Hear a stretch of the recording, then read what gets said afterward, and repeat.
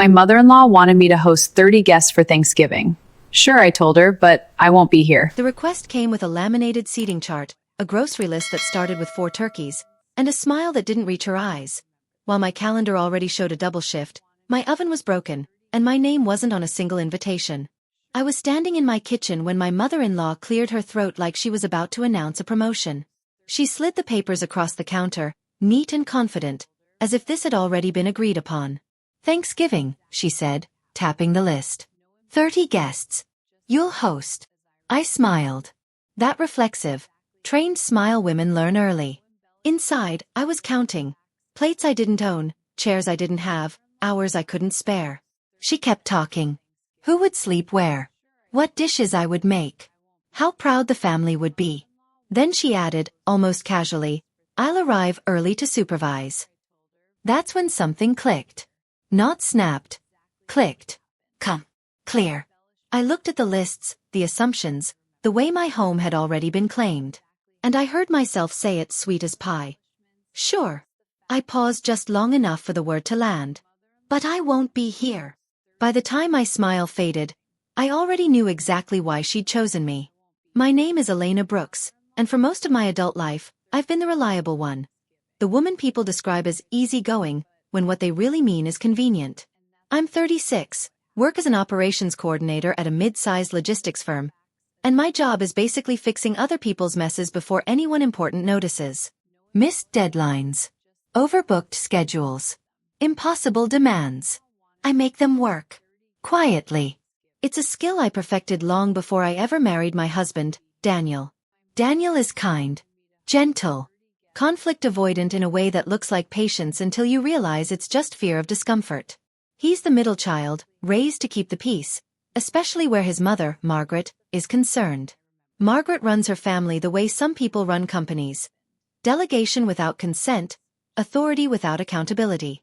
And somehow, I became her favorite employee. From the first holiday we spent together, she'd say things like, "Elena doesn't mind," before I'd even opened my mouth. "Elena will bring dessert. Elena will host next time. Elena is so organized." Each compliment came with a task attached, and each task came with the expectation that I'd say yes. I usually did. At work, that habit earned me praise. Promotions. The label of indispensable. At home, it earned me exhaustion and a growing quiet resentment I didn't yet have words for. I told myself this was adulthood. Marriage. Compromise. I told myself Margaret meant well. But standing there in my kitchen, staring at a Thanksgiving plan that had been built entirely around my labor and none of my consent, I felt something new. Clarity. Margaret wasn't asking. She was assigning. Daniel stood in the doorway during all of this, scrolling through his phone, half listening. When she said, "You'll host," he didn't look up. When she listed dishes, he nodded absent-mindedly. When she mentioned 30 guests, he chuckled like it was ambitious but harmless. That hurt more than her assumption. Because Margaret didn't just see me as capable. She saw me as available. And Daniel, whether he meant to or not, had been silently agreeing for years. I realized then that this wasn't about Thanksgiving. It was about every moment I'd been volunteered, every time my silence had been mistaken for consent, every smile that had taught them I would bend. And for the first time, I didn't want to bend. I wanted to disappear. From the kitchen, from the plan, from the role they'd written for me without asking if I wanted to play it. So when I said, "Sure," and followed it with, "But I won't be here," it wasn't a joke. It was the first honest thing I'd said in a very long time. The room went quiet in a way that made my ears ring. At first, no one spoke, as if my words had landed in the wrong language. Margaret's smile stayed frozen on her face. Polite, decorative, useless. Daniel finally looked up from his phone, his brow creasing as though he'd just realized the conversation included him. "You won't be here?" he asked, slow and careful, like he was testing a fragile object. I nodded, still calm, still smiling, because if I stopped, I might start apologizing, and I was done apologizing for existing. "That's what I said." Margaret laughed. Not a real laugh. The kind that fills space while someone recalculates. "Oh, Elena," she said, waving a hand. "You're tired. We'll talk details later." Details. As if my absence were a scheduling hiccup. I gathered the papers she'd slid across the counter and handed them back to her. The grocery list fluttered slightly. For turkeys underlined twice. No need, I said. I won't be hosting. I won't be cooking. I won't be here. That's when Daniel stepped fully into the kitchen. His voice dropped. Can we talk about this? He asked, already glancing toward his mother like a referee afraid of the crowd. And there it was. His instinct to manage reactions instead of addressing the problem. I told him the truth, slowly, because I wanted every word to stick. I explained my work schedule, how Thanksgiving week was our busiest quarter close, how I'd already requested time off months ago and been denied. I reminded Daniel, gently, that our oven had died 2 weeks earlier and was still waiting on parts. I listed the reasons calmly, logically, as if presenting a case in a meeting. Margaret listened with her lips pressed thin, nodding occasionally, the way people do when they're not actually listening, just waiting for their turn to speak. When I finished, she tilted her head. Families make sacrifices, she said. I did when my boys were young. Something in me hardened then. Because sacrifice, I'd learned, was a word often used to dress up expectation. And Margaret's sacrifices had always been praised, remembered, rewarded. Mine were assumed, and forgotten the moment they were given. Daniel finally spoke. Mom didn't mean it like that, he said to me. Then to her. Elena's just overwhelmed. Overwhelmed. Another word to shrink me down, to make my boundaries sound like a mood. I felt years of swallowed frustration press against my ribs. Every holiday I'd planned. Every weekend I'd given up.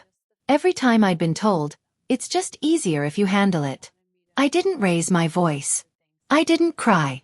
I did something far more dangerous. I stayed steady. I've already made other plans, I said. That part surprised even me. But once it was out, it felt true. Because in that moment, I planned to choose myself, even if I didn't yet know how. Margaret's eyes sharpened. Plans? She repeated. On Thanksgiving? Yes. With who? She asked. With myself, I said, and for the first time my smile reached my eyes. Daniel stared at me like he was seeing a stranger. Maybe I was. Maybe I was finally meeting myself too. What neither of them knew, what I hadn't said yet, was that I wasn't just skipping dinner. I was leaving town. I booked the trip at midnight, sitting on the edge of our bed while Daniel slept beside me, his breathing slow and even, unaware that something fundamental had shifted. The confirmation email glowed on my phone. 4 nights, 1 small coastal town, no return until Sunday evening. It wasn't extravagant. No spa packages or luxury nonsense. Just a quiet inn, walking distance to the ocean, and a promise I made to myself that no one else got a vote. The decision felt reckless and responsible at the same time. At work the next morning, I moved through my day like a woman with a secret. Phones rang. Deadlines loomed. A shipment went missing and reappeared 3 hours later like nothing had happened. My boss thanked me for holding everything together as usual. I nodded, professional, efficient. While inside, I was rehearsing the moment I'd finally say it out loud. That evening, I told Daniel. He sat on the couch, hands clasped, listening in silence as I explained where I was going and when. I didn't ask if it was okay. I didn't soften it with excuses. I just stated it the way Margaret had stated Thanksgiving. As a fact. You're serious, he said. I've never been more serious about anything. He rubbed his face, the way he always did when conflict threatened. This is going to cause a problem. I waited. When he didn't continue, I finished the sentence for him. With your mother. He didn't deny it. That hurt too. But it also clarified something I'd been avoiding. Daniel wasn't angry. He wasn't cruel. He just expected me to absorb the discomfort so he wouldn't have to. That had been our unspoken arrangement for years, and I'd been a willing participant. Until now.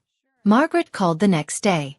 I let it ring twice before answering, just long enough to remind myself that I wasn't in trouble. Elena, she said, brisk. I hear you're planning to be away. I am. A pause. Then, that's very disappointing. I imagined her kitchen, larger than mine, fully renovated, with an oven that actually worked. The irony almost made me laugh. I'm sure it is, I said. She reminded me of traditions, of family expectations, of how much this holiday meant to her. She mentioned guests flying in, menus already discussed, plans that had been set in motion. Plans I had never agreed to. When guilt didn't work, she tried concern. "Is everything okay in your marriage?" she asked, her voice suddenly soft. There it was, the implication that a woman who sets boundaries must be unstable. "My marriage is fine," I said. "What's changing is my availability." She didn't like that. I could hear it in her breath, the tightening control. "Well," she said finally, "we'll have to make other arrangements." For once, that wasn't my problem to solve. When I hung up, my hands were shaking. Not from fear, but from adrenaline. I'd spent years managing everyone else's emotions. Letting them feel disappointed felt wrong, like breaking a rule I'd lived by my whole life. But it also felt clean. That night, Daniel didn't argue. He didn't apologize either. He just lay beside me, awake, staring at the ceiling. The space between us felt wider than the bed. I wondered if he realized yet that this wasn't just a holiday rebellion. It was a line. And once drawn, it couldn't be erased. The closer Thanksgiving got, the more frantic everything became. Like a machine that had been running on my unpaid labor suddenly realized I wasn't there to keep it from overheating. Margaret's calls increased. First once a day, then twice. By Monday, she'd started leaving voicemails instead. Long ones, carefully composed, as if she were documenting my betrayal for the record. She spoke about family unity. About embarrassment. About how people were asking questions. Not once did she ask how I was doing. At work the pressure peaked. Trucks delayed by weather. Vendors arguing over contracts. A system outage that sent my team into controlled chaos. Normally, I would have absorbed it all, stayed late, skipped meals, proved, again, that I was indispensable. Instead, I did my job and went home. That alone felt like rebellion. Daniel grew quieter as the week went on. He didn't defend me, but he didn't push me either. We moved around each other politely, like co-workers navigating tension in an office kitchen. When he did speak, it was logistical. "Mom wants to know if the extra chairs are in the garage. She's asking where you keep the serving platters.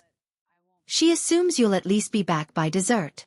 Each sentence was a reminder that, in her mind, I was still involved, just temporarily malfunctioning. On Tuesday night, I finally snapped. "Stop relaying her messages," I said, standing in the doorway with my coat still on. "If she wants something, she can ask the person hosting." Daniel flinched. "She just doesn't understand what you're doing." "No," I said quietly. "She understands. She just doesn't accept it."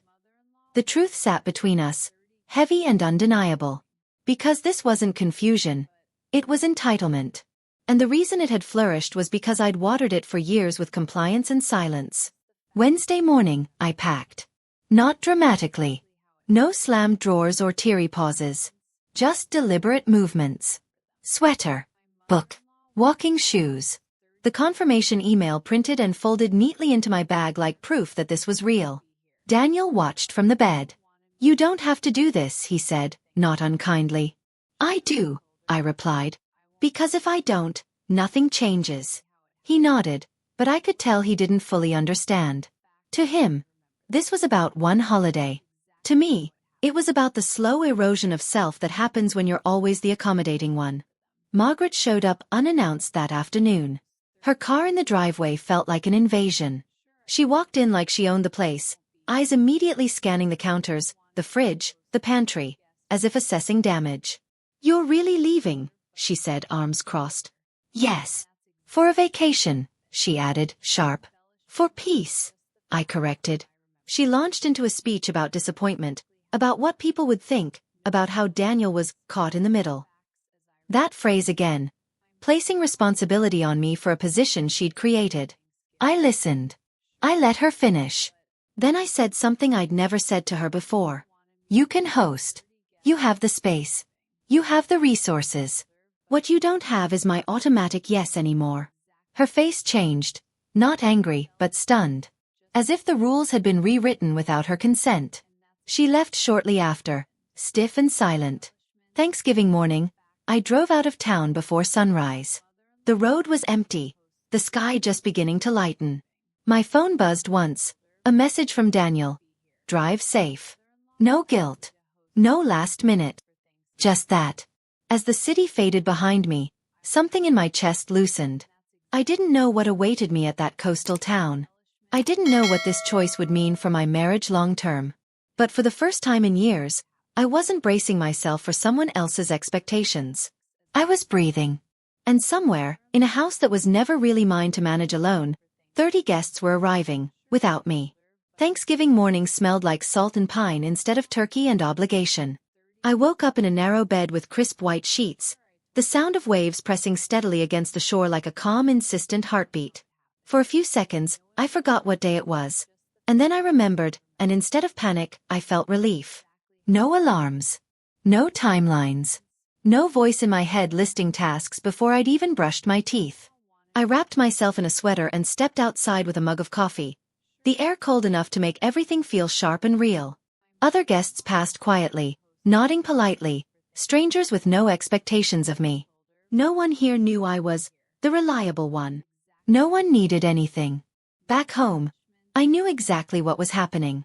Margaret would be directing traffic in my kitchen, opening cabinets she'd memorized better than I had. She'd be explaining recipes loudly, correcting anyone who tried to help. Daniel would be hovering, carrying chairs, answering questions, trying to keep the peace while silently wishing I were there to absorb the stress. For the first time, I wasn't. My phone buzzed mid-morning. A message from Daniel. It's hectic. I stared at the screen, waiting for the familiar tug, the instinct to fix, to advise, to soothe from a distance. I typed "I'm sorry," then erased it. Instead, I wrote, "I hope you're okay." That was it. Support without surrender. Another buzz. This time from Margaret. I didn't open it right away. I took a walk along the beach instead, my boots sinking into damp sand, gulls crying overhead. I thought about all the Thanksgivings before this one, the ones where I'd collapsed into bed exhausted, hands smelling like dish soap, heart quietly resentful. I told myself that was just how holidays worked. But standing there, watching the tide pull back and return on its own terms, I realized how wrong I'd been. My phone buzzed again. Voicemail this time. When I finally listened, Margaret's voice was tight, controlled. "We're short 2 serving spoons," she said. No greeting. No question. Just a problem she expected me to solve. I deleted it. Not out of spite. Out of necessity. That afternoon, I ate soup at a small cafe overlooking the water. I read half a book without interruption. I let myself feel lonely for about 10 minutes, and then I let that feeling pass, unburdened by guilt. Loneliness, I realized, was quieter than resentment. That evening, Daniel called. He sounded tired. Not angry. Just worn down. "I didn't realize how much you handled," he said softly. I closed my eyes, leaning back against the headboard. "I've been trying to tell you." "I know," he said. "I'm listening now." It wasn't an apology. Not fully. But it was a beginning. As night fell, the inn lit a small fire pit. Guests gathered with blankets and mugs, talking about nothing important. I sat among them, anonymous and whole. Somewhere miles away, a house was full of noise and unmet expectations. And for once, none of it belonged to me. The backlash didn't arrive all at once. It seeped in, message by message, like cold water finding cracks. It started the morning after Thanksgiving.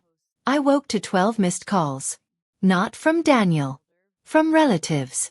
People who had never once checked in on me, never asked how hosting felt, never offered help, but suddenly had opinions. I didn't listen to the voicemails right away. I already knew the tone. Concern dressed up as judgment. Shock pretending to be confusion. When I finally pressed play, the words hit harder than I expected. "Your mother-in-law was humiliated. Everyone kept asking where you were." Daniel looked overwhelmed. "I hope this isn't some kind of statement." It was a statement. Just not the one they thought. I called Daniel instead. He answered immediately, like he'd been waiting. His voice was tight, controlled, the way people sound when they've spent hours defending something they don't fully understand. "You need to know what happened," he said. So I listened. Margaret had lost control early. The turkey was dry. One guest complained about seating. Another asked why I hadn't cooked my usual dishes. Margaret laughed it off at first, said I was unwell, then traveling, then finally snapped. She chose not to come. That word, chose, had landed like an insult. The room had shifted after that. Sympathy for her. Questions for him. A quiet, collective judgment that settled squarely on my absence, not her demands.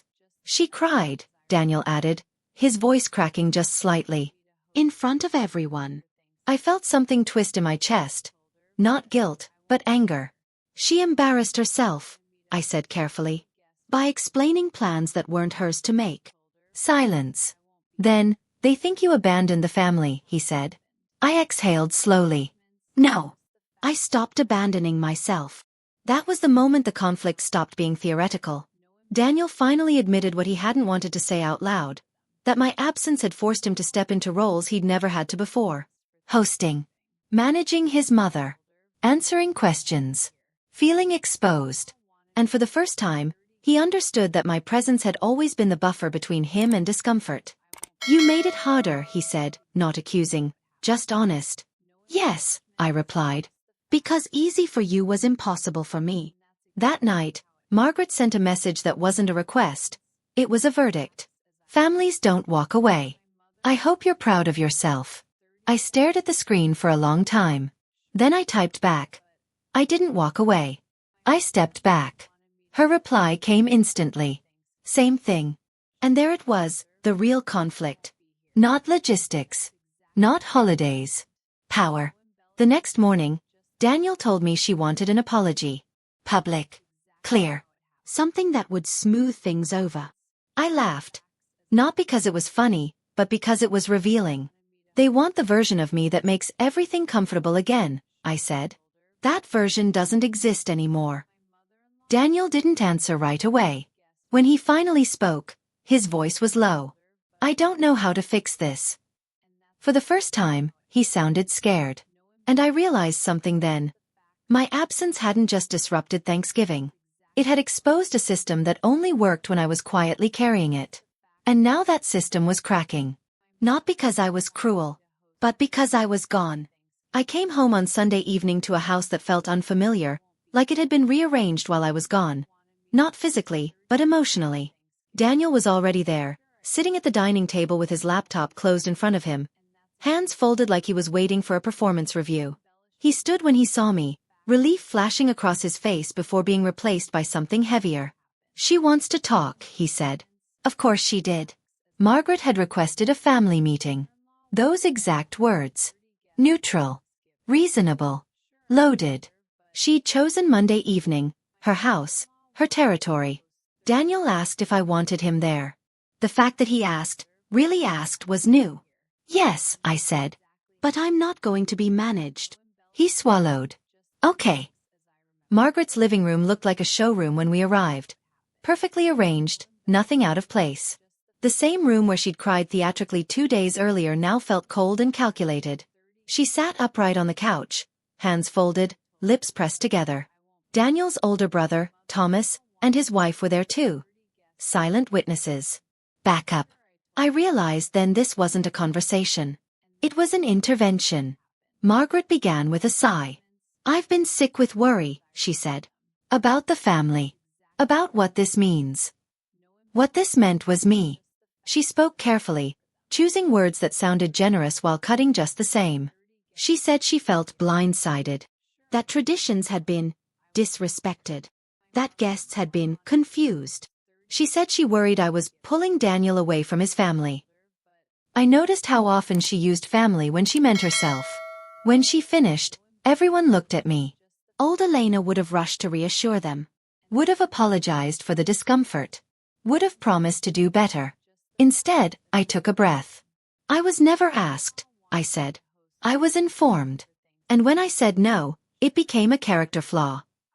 Thomas shifted uncomfortably. His wife stared at the floor. Margaret frowned. You've always hosted. You've never had a problem before.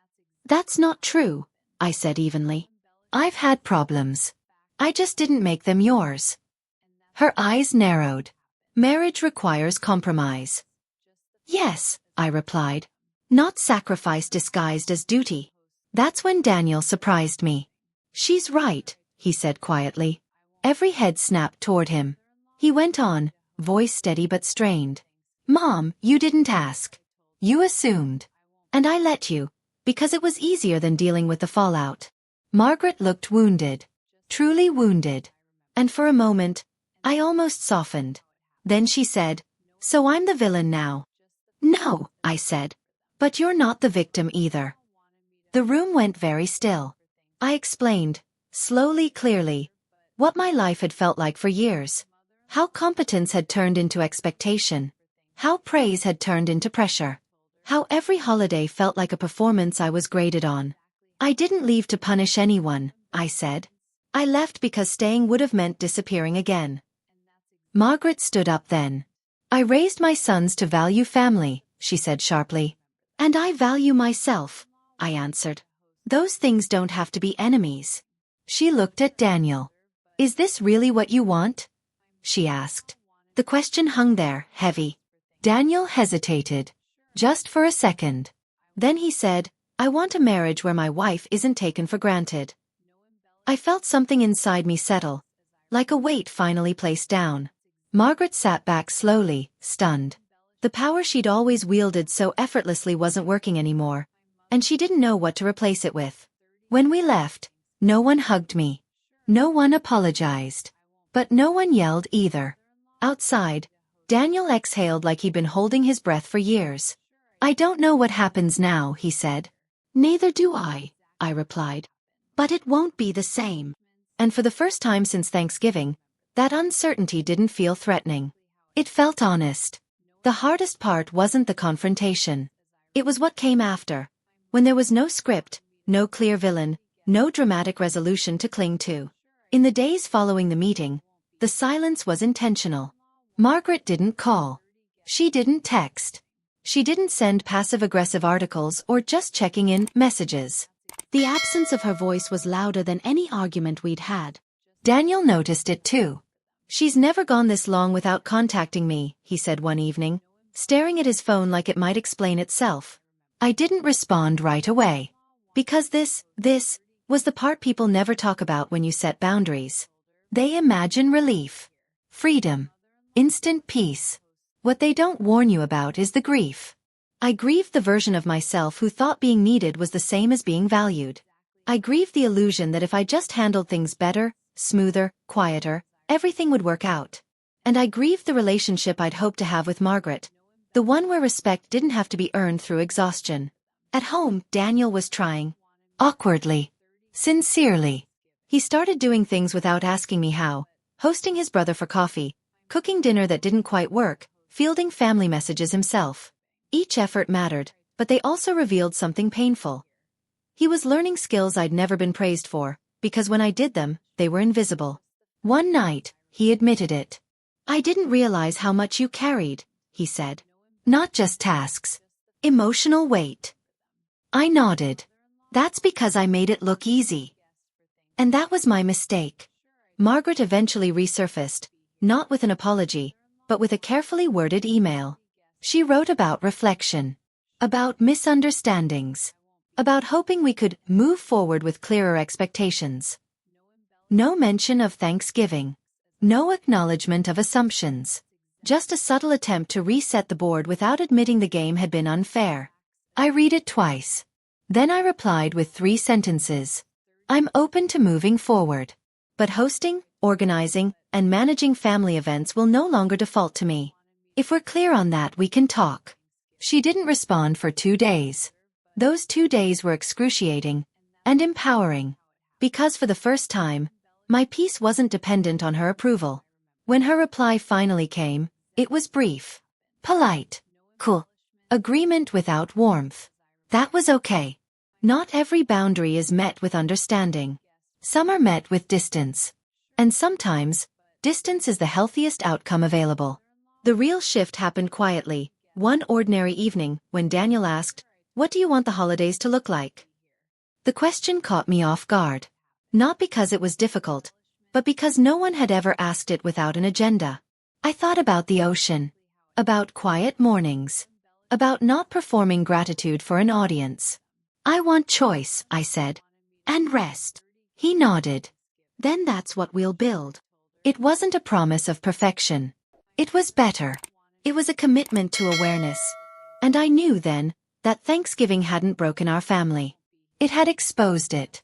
And exposure, painful as it is the first step towards something real. Christmas arrived quietly that year. No announcements, no seating charts, no expectations disguised as tradition. For the first time since I'd married into Daniel's family, December didn't feel like a countdown to endurance. There were no early planning calls from Margaret, no assumed responsibilities slipping into my lap. Just space. Careful, intentional space. A week before Christmas, Daniel and I made a decision together. We would stay home. Not host. Not travel. Not manage anyone else's emotions. Just us. Margaret was informed, not consulted. Daniel made the call himself. I listened from the other room, heart pounding, half expecting old patterns to reappear. They didn't. The conversation was stiff. Polite. Short. When he hung up, he looked at me and said, she wasn't happy. But she accepted it. I smiled. Not because it felt victorious, but because it felt earned. On Christmas morning, our house was quiet. No rushing. No performance. I sat on the couch in thick socks, coffee warming my hands, watching snow fall outside the window. The tree glowed softly, imperfect and ours. Daniel cooked breakfast, burned the toast, laughed, tried again. It wasn't magical in the way movies promise. It was better. It was peaceful. And somewhere in that calm, I realized the truth I wish someone had told me years ago. Boundaries don't ruin holidays, resentment does. And resentment grows fastest where silence lives. I didn't stop loving my family when I stopped over-functioning for them. I didn't become selfish when I chose rest. I became honest. If you're listening to this and feeling that familiar knot in your chest, because you're the planner, the host, the fixer, the one who always doesn't mind, let me say this clearly. You are allowed to step back. You are allowed to say no. You are allowed to be absent from places that only value you when you're useful. This holiday season, choose one thing you've been carrying out of obligation, and put it down. And if this story resonated with you, if you've ever smiled and agreed while quietly disappearing inside, subscribe to the channel, like this video, and share it with someone who needs permission to rest. Because sometimes, the bravest holiday tradition you can start is choosing yourself.